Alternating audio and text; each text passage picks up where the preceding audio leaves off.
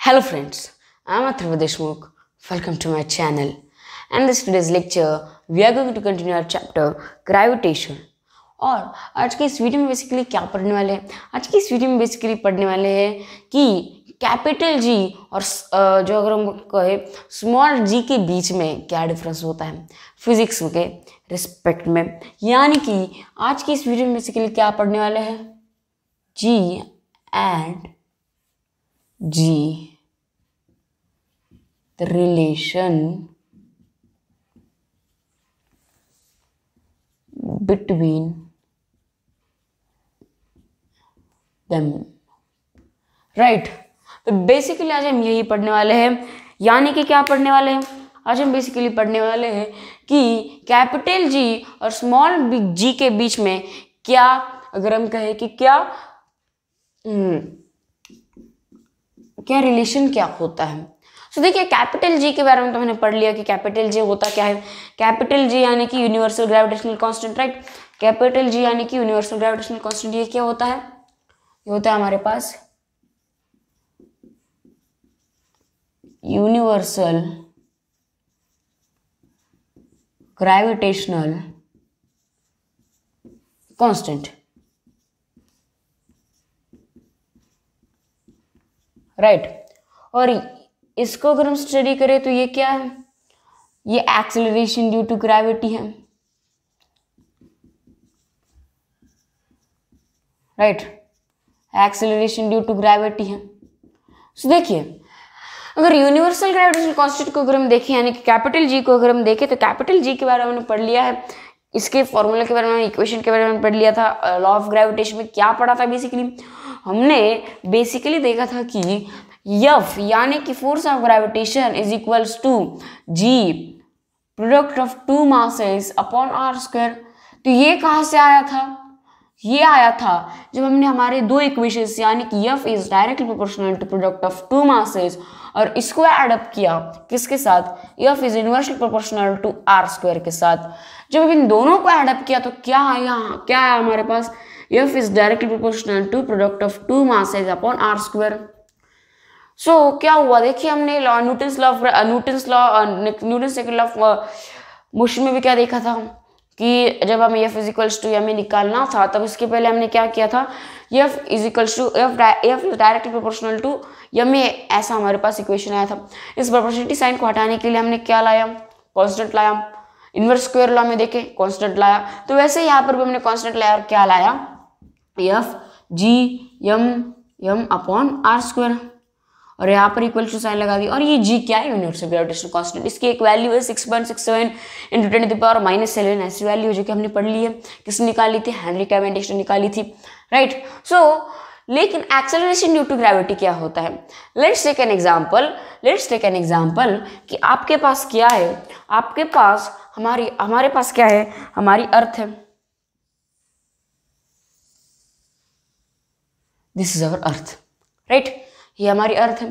Basically यहाँ पर क्या हो रहा है? बेसिकली यहाँ पर हमारे पास ये सेंटर है, राइट। सेंटर ऑफ मास है क्योंकि स्फेरिकल बॉडी है।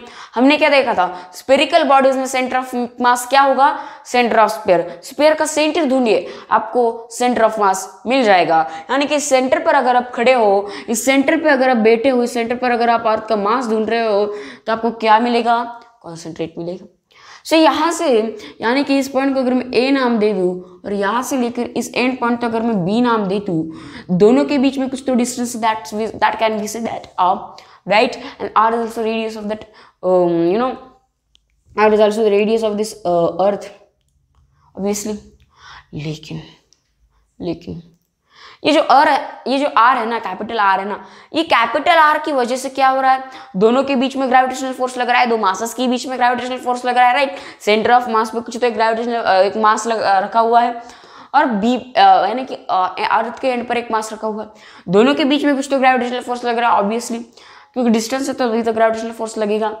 सो यहाँ पर क्या कहते हैं? देखिए यहाँ पर क्या कहते हैं, यहाँ पर ऐसे कहा गया था कि A और B के बीच में जितना डिस्टेंस है ना, उतना ही डिस्टेंस किस में होगा? A और C में होगा। यानी कि A और B में जितना डिस्टेंस होगा उतना ही डिस्टेंस अर्थ के सेंटर ऑफ मास से लेकर किसी भी पॉइंट तक आप जाओगे तो उतना ही आएगा, क्योंकि ऑब्वियसली स्फीयर है। तो आप यहाँ पर जाओगे तो इतना आएगा, राइट, यानी कि a इक्वल्स टू बी आएगा। यहाँ पर जाओगे तो इतना ही आएगा, यहाँ पर जाओगे तो इतना आएगा, यहाँ पर जाओगे तो।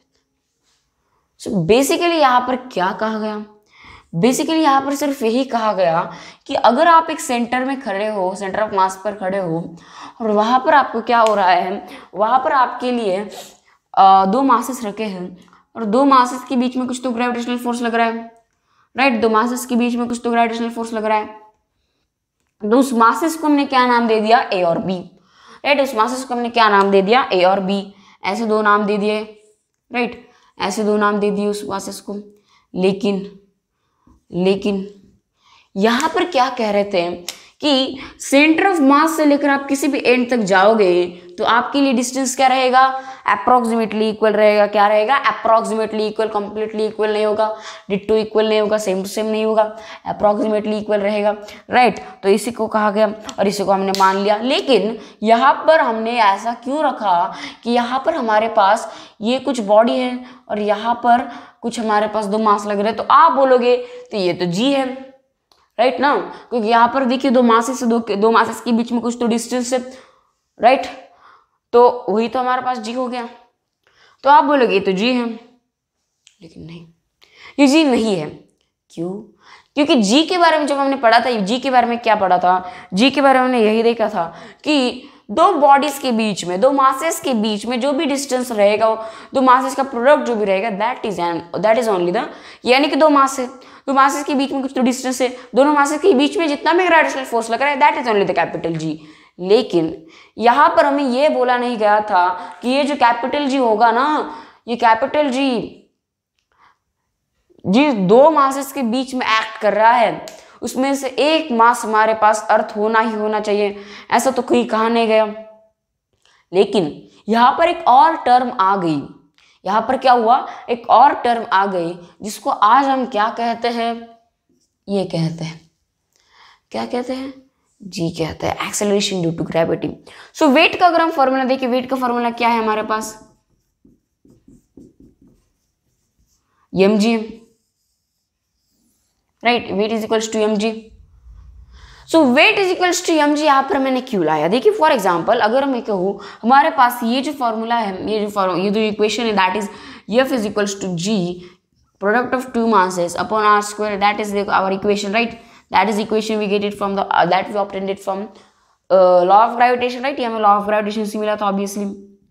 लेकिन यहाँ पर अगर आगे आप एक चीज नोटिस करोगे, यहाँ पर यूनिवर्सल ग्रेविटेशनल कांस्टेंट जो कि इसके बीच में नहीं लग रहा, तो क्या है हमारे पास? सो ये है एक्सेलरेशन ड्यू टू ग्रेविटी। सो दोनों के बीच में रिलेशन तो हम अभी तक, मतलब दोनों के बीच में दोनों क्या होते हैं तो हमने देख लिया।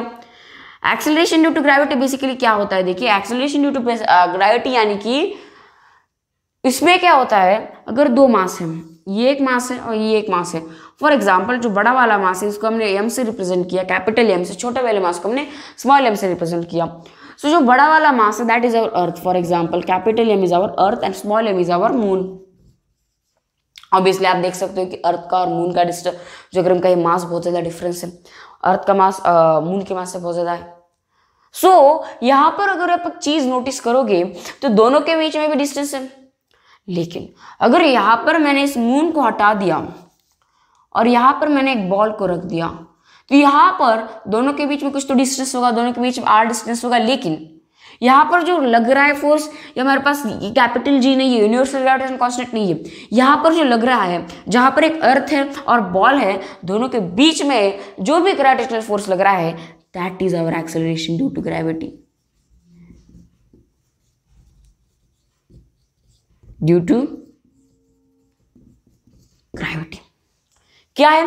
Acceleration due to gravity. So basically acceleration due to gravity यानी कि क्या? एक्सेलरेशन ड्यू टू ग्रेविटी तब लगता है जब हमारे पास दोनों मासेस में से एक मास, मैं क्या बोल रहा हूँ ध्यान से सुनिए, दोनों मासेस में से एक मास हमारे पास अर्थ होना चाहिए, दूसरा मास जो भी हमारे पास बॉडी है वो होना चाहिए। तो कंपल्सरी क्या है हमारे पास? अर्थ, राइट। एक मास अर्थ होना ही होना चाहिए। यहाँ पर जब हम ये पढ़ते हैं, यूनिवर्सल ग्रेविटेशनल कांस्टेंट। तो हम यहाँ पर कंपलसरी नहीं कहा जाता कि दोनों में से एक मास हमारे पास अर्थ होना ही होना चाहिए, लेकिन जब हम एक्सेलरेशन ड्यू टू ग्रेविटी पढ़ते हैं तो हमारे पास ये कंपलसरी होता है कि दोनों में से एक मास अर्थ होना ही चाहिए। दूसरा मास आप कौन सा भी रख सकते हो, छोटे से छोटा मास रखते हो, बड़े से बड़ा मास रख सकते हो, कौन सा भी मास आप रख सकते हो। लेकिन यहाँ पर अभी हम देखें कि एक्सेलरेशन ड्यू टू ग्रेविटी यानी कि स्मॉल जी और कैपिटल जी में क्या डिफरेंस, यानी कि यूनिवर्सल ग्रेविटेशनल कांस्टेंट में क्या डिफरेंस है, तो क्या रिलेशन है। ठीक है, अभी हम रिलेशन नहीं देखेंगे, डिफरेंस नहीं देखेंगे, रिलेशन क्या है देखते हैं। सो देखिए ये हमारे पास क्या है, ये हमारे पास है G universal gravitational constant, universal gravitational constant.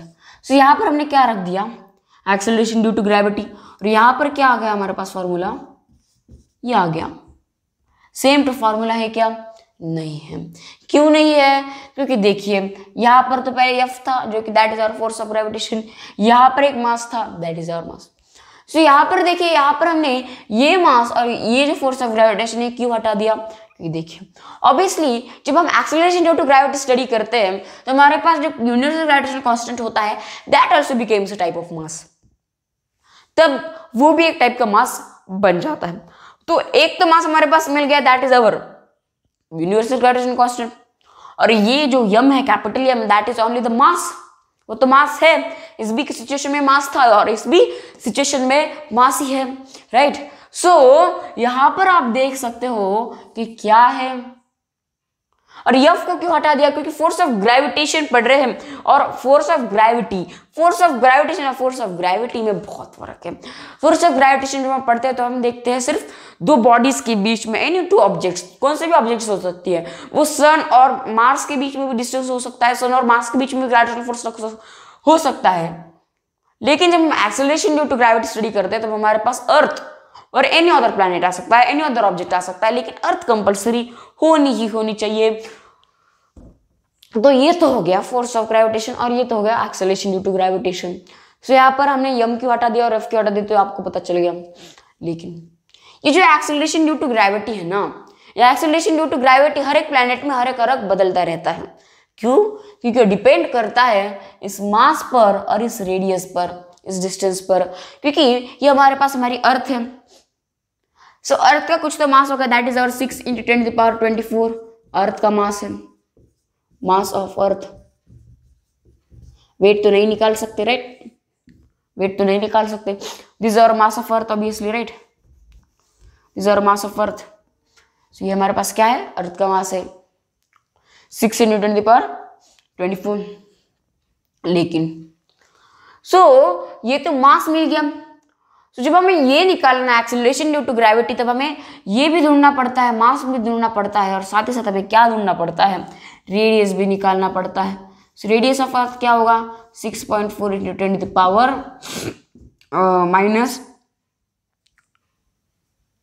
10⁻⁻, अगर हम कहें माइनस यहाँ पर समथिंग कुछ वैल्यू है, 6.4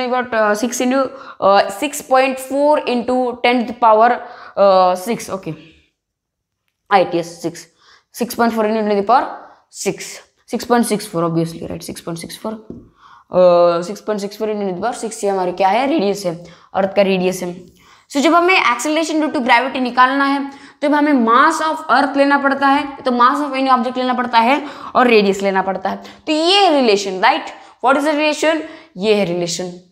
सो आज की इस वीडियो में हमने बेसिकली क्या पढ़ा, आज की इस वीडियो में हमने बेसिकली कैपिटल जी और स्मॉल जी यानी कि यूनिवर्सल ग्रेविटेशनल कांस्टेंट और एक्सेलरेशन ड्यू टू ग्रेविटी जो कि सिर्फ अर्थ और एक प्लैनेट और एक दूसरे ऑब्जेक्ट पर, एक मास वाले ऑब्जेक्ट पर लग सकती है, इसके बारे में पढ़ा।